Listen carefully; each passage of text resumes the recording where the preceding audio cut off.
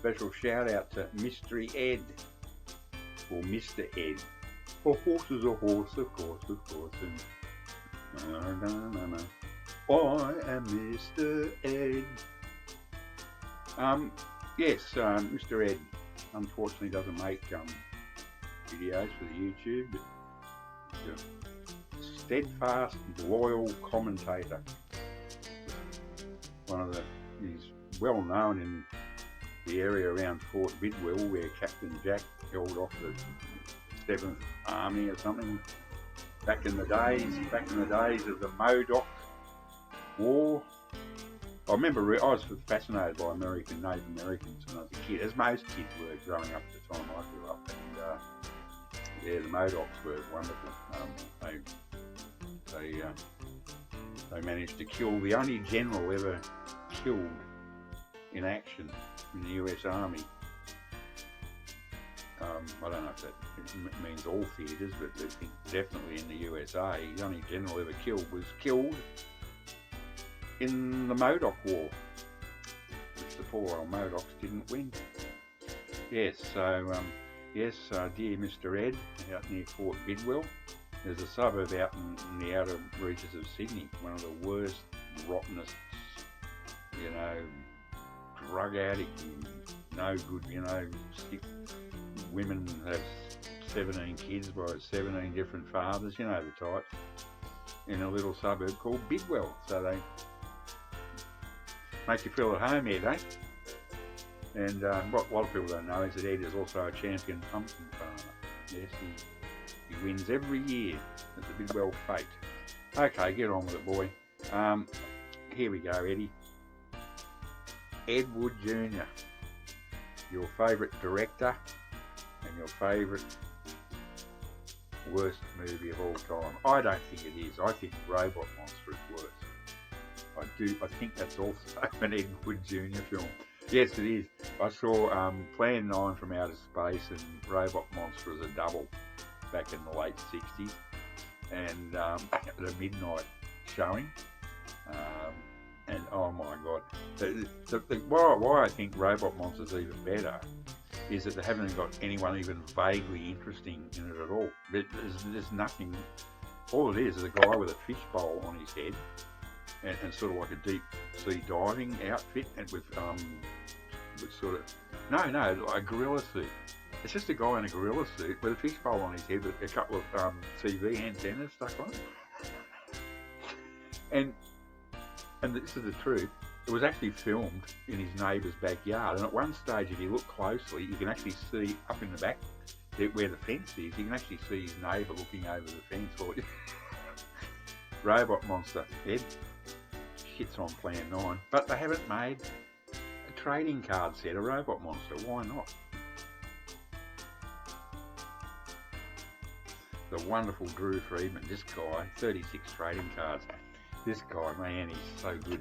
Anyway, get through them quick, come on. Here we go. Herbert Rawlinson, actor.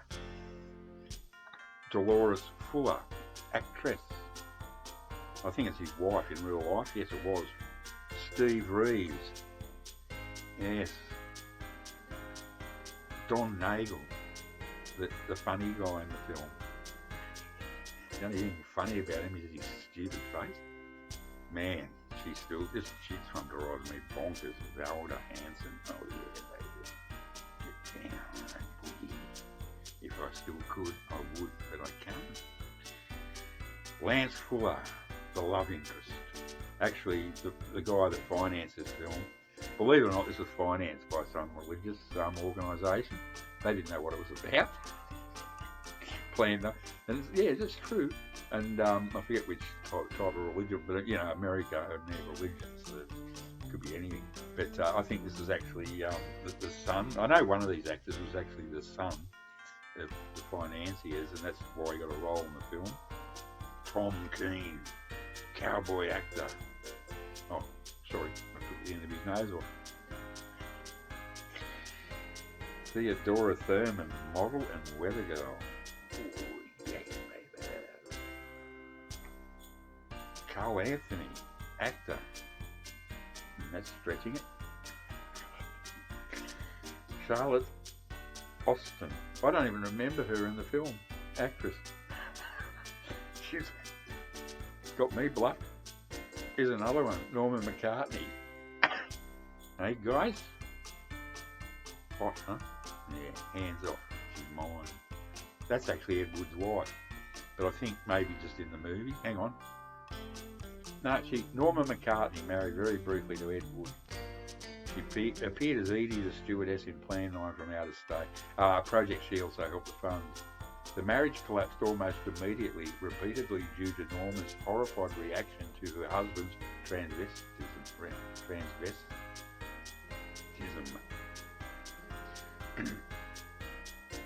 Ben Fromer, one of my favourites, actor.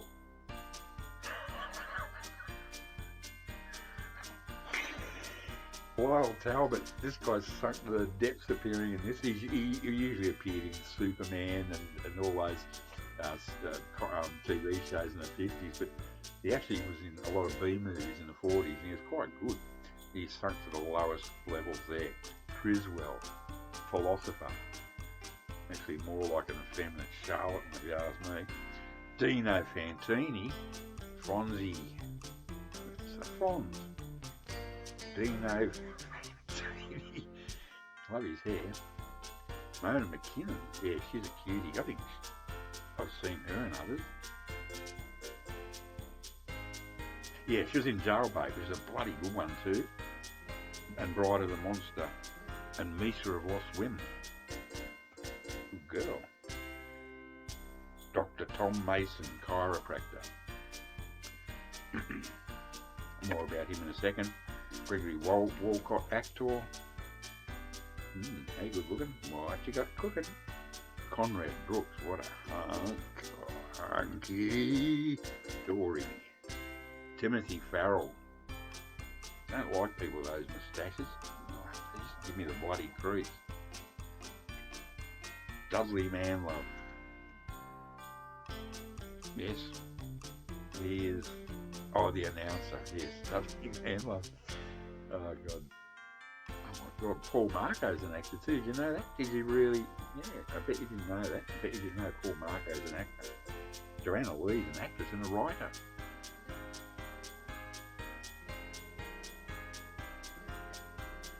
John Breckenridge, actor and eccentric. Yes, he's eccentric, all right.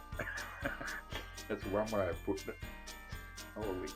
Holy Duke Moore, actor. You don't want to mess with this guy, mate. What are you looking at? I've got a pencil moustache. I'm going to bash your fucking right in. Captain DeZita, booking agent. Ready for it? This is all Plan 9 from Outer State. Hey, good looking. What you got cooking? Loretta King, actress. Tony McCoy. That's what I'm thinking of. Son of producer. He's sort of the love interest, and he's Frank Sinatra lookalike who portrayed blah blah. His role was obtained purely by nepotism, as his father, Donald E. McCoy, the producer of the film, insisted that his son star in, but that it end with a nuclear explosion as a statement against the arms race. So that's why there's a nuclear explosion at the end of the film. I don't know what it's got nothing to do with the movie. Just right at the end, just don't mess with this guy. He's evil incarnate. Ken Duncan, actor. The mighty vampire. Yeah. Maila Nurmi. I think she's from Finnish. Yeah, she's from Finland. Unfortunately found semi-decomposed not too long ago, about 4 or 5 years ago. There was a wonderful interview in the Please Kill Me blog. Really long one in 3 parts. I wish I'd saved it because she has stories about Hollywood in the 50s. Oh mate. Here we go. Ray Crash Corrigan, actor and cowboy. I wonder if he was the Rome monster in Robot. They just put a bloody fishbowl over his head.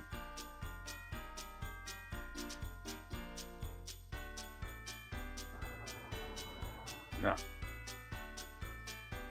Fawn Silver, actor and stripper. Oh yeah, get your gear off, baby.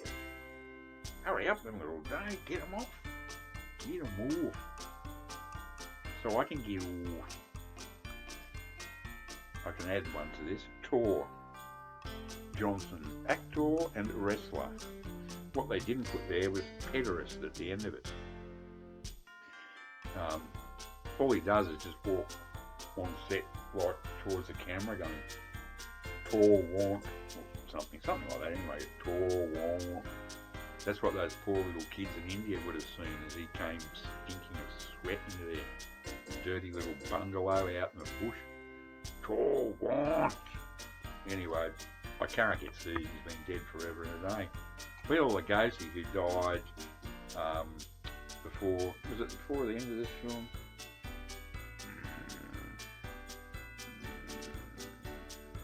He was in Glenn and Glenda. No, Glenn or Glenda is actually a damn good film.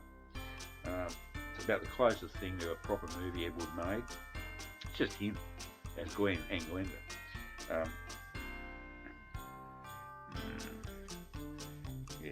Anyway. Bela Lugosi, How the Mighty Have Fallen. And to finish up, I'm sure he did, he died. He died, he was in the film, and he died before it was finished, and that, it's too late now, but that dentist guy I showed earlier, the Cape, filled in for him. But the trouble is, Bela Lugosi was that tall, and the dentist was that tall, so they'd cut from the scene, the guy's that tall, and then he's suddenly that. To finish up, come on, hurry up. Ed Wood Jr. Director, writer, actor. Ed Wood Jr. again. Transvestites. He was actually in, oh there it is, Dr. Tom Mason. For some reason that's popped out, I left it out. See? That was Ed Wood's dentist. And he filled in for Bela Lugosi, who died before the film was finished. Come on, quick. And so, dear old Ed Wood Jr. and Ed Wood Jr. again. He actually fought in the worst, bloodiest battle the US Marines have ever fought, ever. Iwo Jima at the end of World War II. A horrific bloodbath of a place. 30,000, killed. It was a horrific. He was there, and he fought in that. And they said, how was it, Ed? What was it? Were you afraid? And he said, no. He said, the only thing I was afraid of was if I was killed and they took my uniform off, they'd find my brassiere bra and panties underneath. He used to go into battle in the Marines, gung-ho, wearing, bra and panties and suspenders under his uniform. What a wonderful eccentric. What a wonderful guy. God bless Ed Wood. And God bless Mr. Ed.